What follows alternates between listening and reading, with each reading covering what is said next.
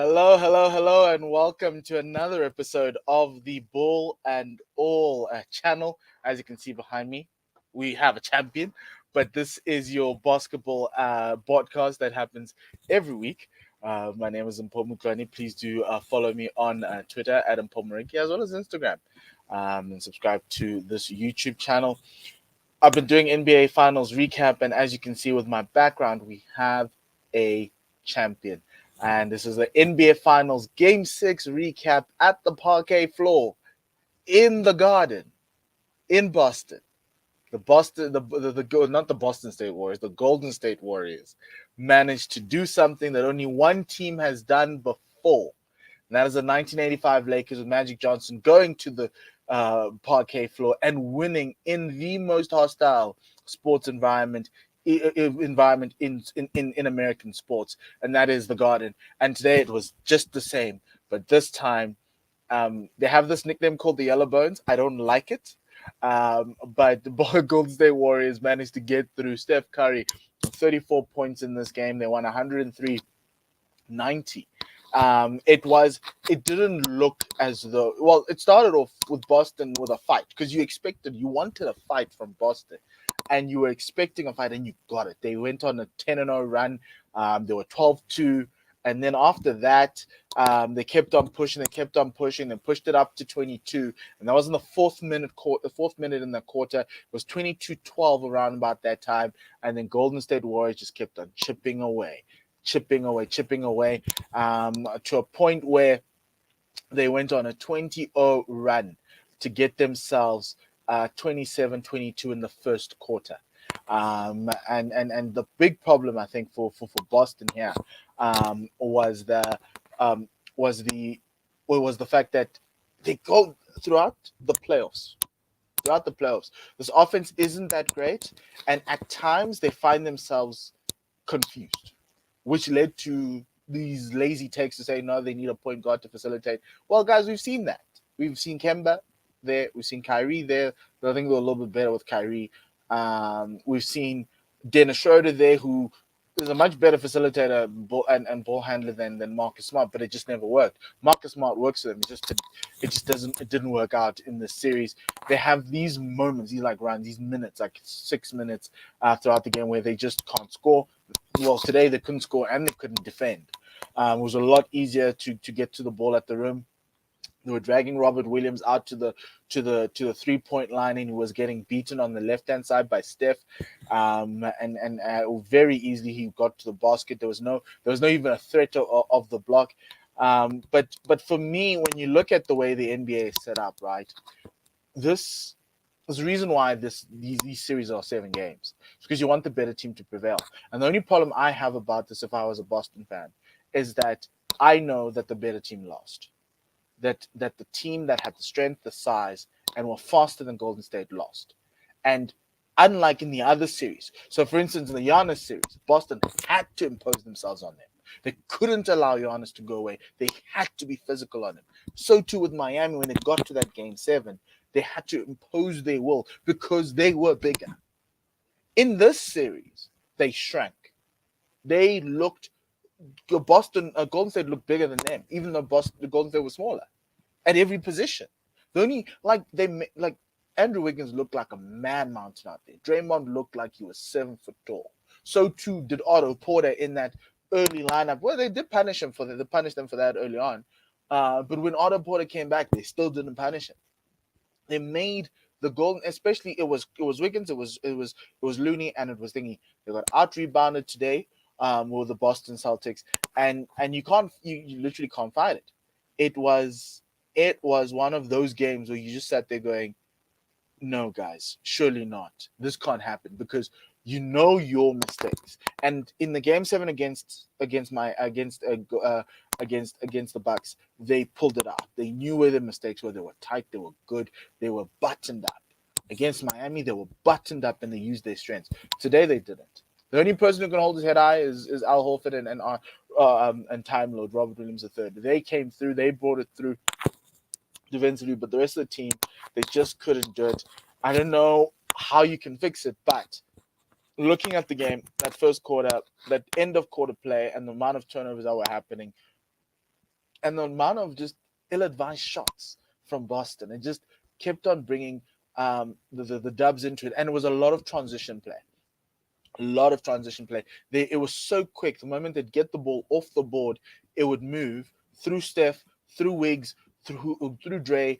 They had a plan to just keep the pace high and going, and they would score within like the first 5 seconds of the shot clock. They put it down. There was this one move where Steph brings the ball down, gives it to Dre. Dre finds GP2 on the wing, GP2 on the low post. GP2 waits for Steph to come back.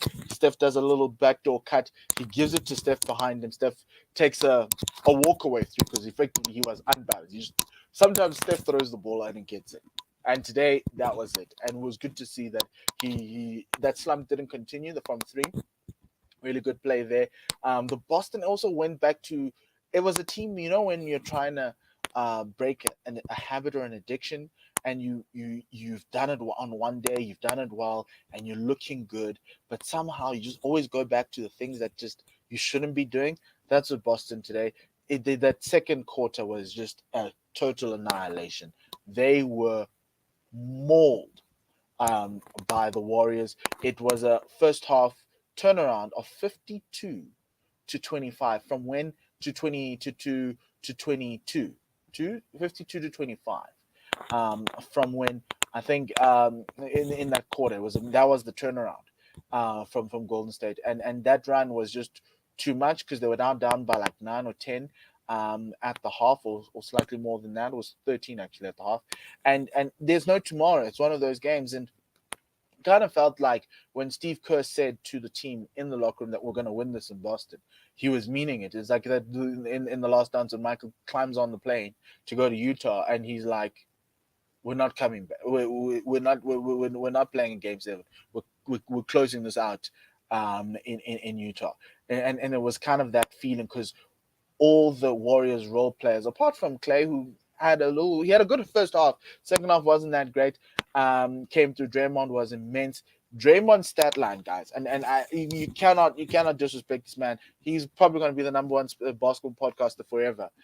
12 points, 12 rebounds, 8 assists, 2 steals, 2 blocks. That is a legendary stat line for Draymond, who isn't known as the scorer, but he's here for the defense. This was a defensive revolution. The team that defended better won the game and won the series, and it was Golden State. Boston had moments where they had to, and the thing for Boston, they had to impose their will, and that's why this was pretty much a low-scoring series. But it was a team that defended better, and Golden State came through. Draymond, after being benched in Game 4, pulled out the next set of 2 incredible games that are all-time for him. All-time games for him. He was really, really good, and they really do deserve it. Third quarter. So here's the thing. And obviously, at halftime, we're all thinking, well, like, we know this. Last time, Golden State didn't have a great third quarter, but this entire series, they've owned that third quarter. And Boston outscored them in the third quarter. They did. But the run was too much. There was a point where Golden State were up by 22. 22. And they just had them. They had them. Jordan Poole, 15 points. There was a point where I think he scored 6 points in 4 minutes? It was ridiculous how they were playing. It felt like everything Steve Kerr turned to gold. It was that type of a night. Steph was insane. Those 34 points were good. But let's look at Boston. So now, Jason Tatum scored 12 points in the 11 points in the first half. Scored 2 in the second. 2. Jaylen Brown ended up the game with 34 points. Al Horford scored 19 points in this game. Let me check that. I think he scored 19 points. Al Horford scored 19 points in this game. He did. Rob Williams III came with 10. How? Everyone's gonna be like, but this team is young. These two, Jason Tatum and Jaylen Brown, are young. They got through Giannis Mountain. They beat Giannis Antetokounmpo, who is the best player in the NBA. They went through that to come today, and went to 2 Game 7s to come today, to come into this series, and then in this series, Jason just hides. He just wasn't there. Yes, everyone's allowed to have one bad series. That is it. But there's a lot of questions that are going to be asked around his mentality. Does he really have it? He's 24. He can change. Andrew Wiggins, who was considered a bust, a guy who doesn't have it, now he's an NBA champion, but he's an NBA champion as a two. Is Jason Tatum a two or a 1B, like the same mold as the Anthony Davis, where you cannot be the one where the team carries you, where you carry the team on your shoulder like a Steph, but you can be a 1B where you don't want all the smoke and you don't want to be relied on all the time. And when you score, the team wins, but when you don't score, so when you're a 1B where when you score is a luxury and it helps the team win, but you don't want to be the guy who's primarily the reason for winning the game. And I'm not sure where JT is going to be. Jaylen Brown wants it. You can see it. Because the only reason why the Celtics got any close was Jaylen Brown was fighting with Al Horford and Robert Williams III. Jaylen Brown was just driving through the lane, trying to get something, trying to will this team back.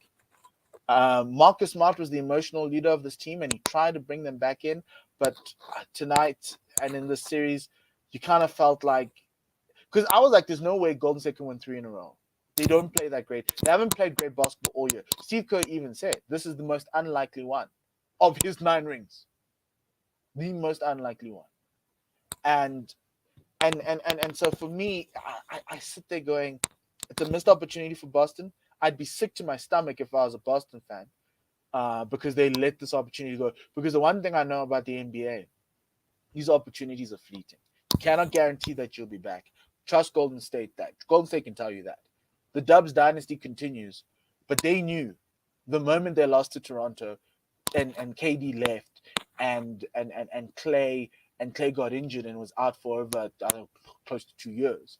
They knew that this couldn't be guaranteed. Even in this year, there were better teams than them. They got but that's how you become a champion. Sometimes luck rides you in, and it did. You know, if Phoenix was fully healthy, would they have been here? If Memphis had a little bit more playoff experience, would the Dubs have gotten through that series? But that's the thing about the NBA. You cannot guarantee that you being the best team on paper you will get there in the end. And you cannot guarantee that you'll always be back there. This Warriors dynasty is so great, and in this era, they got themselves back in there consistently. And that's what the great dynasties were. That Lakers dynasty got themselves back to the finals year in, year out in those 80s. That Pistons mini blitz where they were in the finals, in the contention for that about 3-year period, that was insane. That Bulls 3-year run, Michael leaves, comes back. They also don't know another 3-year run.